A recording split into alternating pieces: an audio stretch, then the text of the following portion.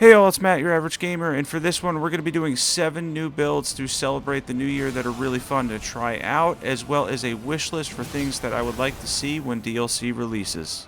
Before we continue though, be sure to check out the description below for links to support the channel. You can get 3 months extra free on a yearly subscription of ExpressVPN, the VPN I use and trust, as well as 20% off of G Fuel with the code YourAverageGamer, all capital letters. Alright, jumping right into this fun and exciting video here, we're going to be using Guts Greatsword in Cold Affinity with Braggart's Roar. This is a really fun one that has the capabilities of doing a lot of damage and increased damage with Frost buildup. And this one does a lot of damage, by the way, when you use the charge attacks, because you get the altered charge attacks, and then when you do get the Frost proc, you get an extra 20% damage as well. So this is a good combination build for Guts Greatsword, where you can take advantage of how powerful the altered attacks with Roars can be, and how powerful Guts Greatsword and Cold Affinity can be. Let's jump into equipment. For equipment, we have Guts Greatsword and Cold Affinity with Braggart's Roar. We have the Highland Axe for the passive, the Roar boost. We have the Fingerprint set on, Axe Talisman, Ritual Swords Talisman, Roar Medallion, Erdtree's Favorite +2. We have the Spike Crack tier, Fate tier. Let's jump into stats. You don't need to invest in intelligence much for this build. With the Fate tier, we're able to use Golden Vow and Flame Grant Me Strength, and overall, as you can see here, we are a strength-focused build, getting a B in Strength and Cold Affinity. And we have 60 Vigor, 23 Mind. We gave ourselves a decent amount of Endurance at 28 too, so you can hit 51 Poise, as well as be able to rock Guts Greatsword. And I'm going to show an extra clip of how this can be very good on mobs as well. So you can pretty much crush most of the mobs in the game using the altered charge attacks. As long as you have at least 51 Poise, you can run right through them. And if you notice the instant Frost proc, you get a multiplier on Roars when you're doing stuff like Frost and Bleed. That adds up to 3 times as much. Let's jump into the next build, Fire Spear and Fire Shield. This is a different variation on your typical Spear and Shield build. This is probably not going to be the most powerful build if you're running something for PvP, but if you want to run a Spear and Shield build for PvE, you can actually have ranged attacks with the One-Eyed Shield and then use Flaming Strike on the Spear to get a ton of fire damage between both weapon arts. On all the ones on this list, this is probably one of the most fun ones in this entire video. I love Flaming Strike. I think it's fantastic, so you can two-hand that to use that. And then the One-Eyed Shield, having that ranged attack with the fireball, the cannon essentially that it is really awesome in battle. Now this tree avatar here will take additional fire damage, so that's a big bonus for me, but overall you can see the damage on the One-Eyed Shield is quite good. By the way, we're running this as a strength build with Flaming Strike, so it meets both the strength requirements for the shield, and then we have the fire affinity on our spear. And I did get hit a decent number of times at the end here, but we ended up surviving anyway. And on this list, as I mentioned before, using the One-Eyed Shield is an absolute blast, and then combining it with a Fire Spear makes for a good combination build, a good fun fire setup. Let's jump into equipment.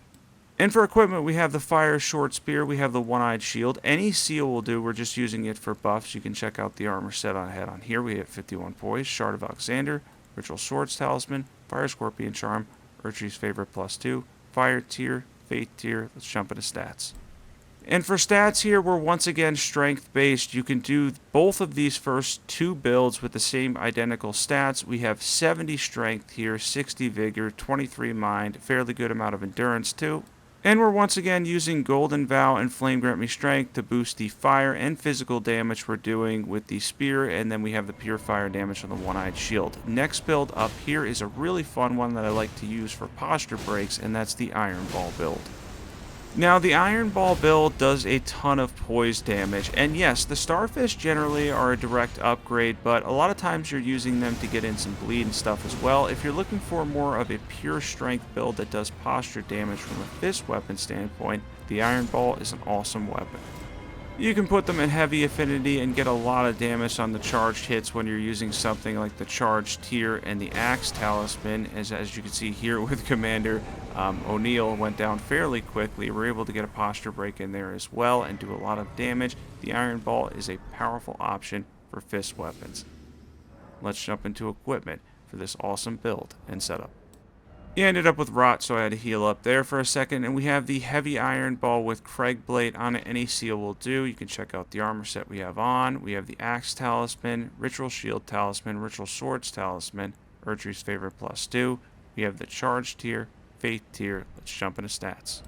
Before we move on to different stats and different builds, the first three, you can do all of these builds together with the same identical stats with 60 vigor, 23 mind, 28 endurance, 70 strength. All around a really fun setup. Again, here, if you're looking for posture breaks, the iron ball will not let you down. Again, you can go for the starfist if you want some bleed and poise damage as well as a direct upgrade. Let's go into the next build here, which is going to be an interesting build which combines bleed with lightning. Now this next one is a dexterity and faith build at 150, which is a little bit challenging to do, but we're going to be combining bleed with the Nagakiba and blood flame blade with ancient dragon lightning strike for a little bit of a different build and setup. Now if you were to do arcane and occult weapons, you could do really well with dragon incantations and bleed. That's been done many times before. I've done builds with that myself. It's incredibly powerful, but running dexterity and faith is a little bit of a different option. 150, it's a little bit tight, but you can still turn it into a reasonably powerful build. Yeah, when running occult weapons like the Scavenger Curve Swords, you can use the Dragon Communion Seal, invest in both your Faith and Arcane stat, and then Dragon Incantations are going to be incredibly powerful. This is a little bit of a different setup where we're talking about Dexterity and Faith, and we're using Ancient Dragon Lightning Strike in combination with the Dexterity Keen Weapon, Nagakiba Blood Flame Blade. So with the faith tier, I think we have around 50 faith, and then we have something like 40 dexterity, and that gives us enough damage with the Nagakiba. And on a bleed build, we have Lord of Blood's Exaltation active as well. So when you do get bleed procs, you can then use incantations afterwards, and since it's generic damage, you can actually get a buff to them by proccing bleed and then switching to something like an incantation. Just another interesting and fun option for you to try out, a little bit different here. We have the Keen Nagakiba with double slash. We're using Blood Flame Blade. We have the Gravelstone Seal. We have the White Mask. We have 51 Poise, Lord of Blood's Exaltation, Ritual Shield Talisman, Ritual Swords Talisman, Lightning Scorpion Charm, Lightning Tier, Thorny Tier. Let's jump into stats for this one. So I was using the Lightning tier, but it would actually probably be better if you switch to the Faith tier. That way you can get to around 55 Faith, 40 Dexterity, and 60 Vigor. You'll probably get more damage out of it that way. And we're using Golden Vow, Hellish Brewery, we have Blood Flame Blade, and Ancient Dragon Lightning Strike for a little bit of a different build in a Dexterity and Faith build. Next one up here is another one on the Dexterity and Faith build that you can do as well. This one actually surprised me in a little bit, and this is using the Guardian Swordspear, which has amazing base damage, which will electrify armament, which will give it over 800 AR in total, and mixing in Ancient Dragon Lightning Strike. And using this against big targets is awesome, but overall, having over 800 AR in a complete lightning build, mixing in Electrify Armament, using the Gravelstone Seal, getting the boost there, and then boosting lightning across the board, we end up with a powerful, awesome Ash of War that does a lot of damage to the Guardian Swordspear, and a powerful incantation.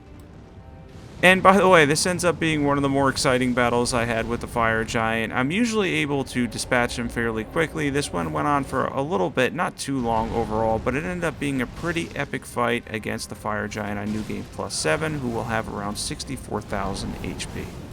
The only other boss with more HP, I believe, on New Game +7 than the Fire Giant is Rykard, and Rykard, technically speaking, is a gimmick boss fight, so I'm not even sure you can count him in that matter, since most of the people that fight him are going to use the Serpent Hunter to take down that boss, and end up with the Blasphemous Blade, one of the best weapons in the game. Alright, and as we're avoiding a lot of the Fire Giant's attacks, we're going to move in, continue to attack his ankle. If you ever need help with the Fire Giant in the first phase, just go after his ankle over and over again, do as much damage as you can, and then Ancient Dragon Lightning Strike works really well on the Fire Giant because he's such a large target.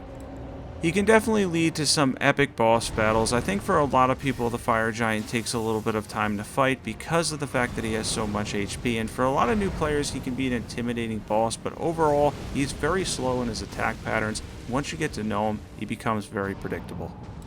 By the way, if you follow to this point and you're not subscribed to my channel, now's the time to subscribe. If you're one of those people that likes to watch all my videos but hasn't hit the sub button yet, definitely be sure to hit the subscribe button, because when DLC comes around, you're not going to want to miss out. Become a part of this channel and an awesome community. I'll also put the Discord in the description below too. Also, if there's a build you want to see, be sure to comment in the description below, and if there's anything you want to see in terms of like early and mid-game builds, I know I've been getting some requests for that stuff. If that's stuff that you want to see too, then definitely comment that as well so I know ahead of time, and I'll start changing it up and kind of adding some more variety there in terms of levels. The whole point of this channel, after all, at least for me, is to keep the game fun and interesting for myself, and then keep it fun and interesting for everybody else too, by doing different powerful builds, making some weird and interesting builds for Elden Ring that can make the game a little bit easier, and also keep it enjoyable as well. Be sure to comment, as I mentioned, if there's a build you want to see in the future on the channel.